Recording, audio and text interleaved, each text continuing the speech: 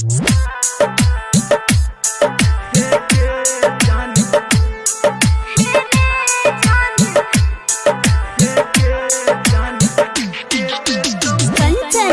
इब्राहिमपुर माँ Gayatri recording studio.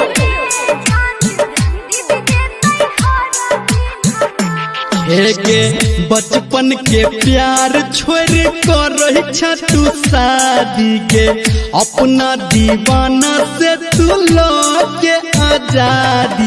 हेगे जान के दे तोहरा दिल लगाए, हेगे जान के दे तो उपटन लगाए। बचपन के प्यार छोड़ी करे छी हम शादी रे, तोहरा संगे हमरा हेतै बर्बादी। हे रे जान भोज देतै हरा दिल लगाए, हे रे जान दीदी देतै हरा दिल लगाए।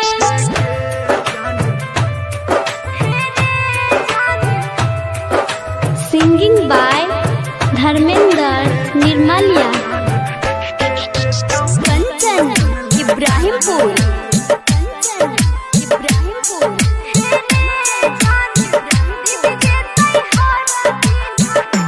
हेगे के तू प्यार जिंदगी जौहर बने लही गे, काट छपौला तबू हमारा पठेलही।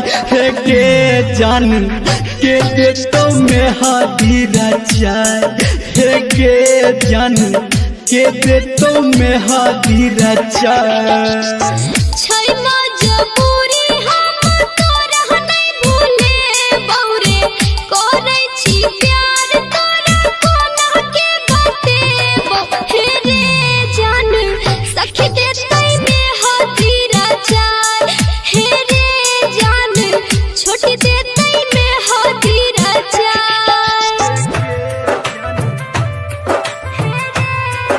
अभी आप सुन रहे हैं सावरिया म्यूजिक।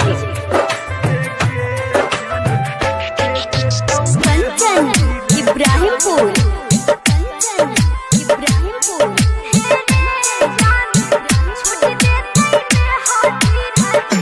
हेगे तोड़ला तू आदा हमर तोड़ला विश्वास गे, अपने हाथे हमर जिंदगी के नाश।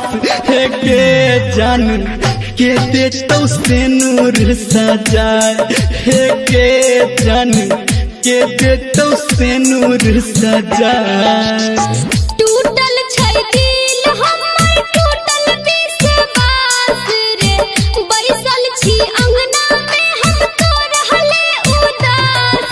हे रे जान पिया देतै से नूर सजाए, हे रे जान सैया देतै से नूर सजाए।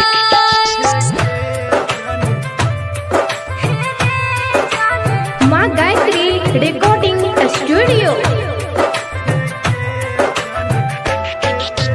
कंचन इब्राहिमपुर।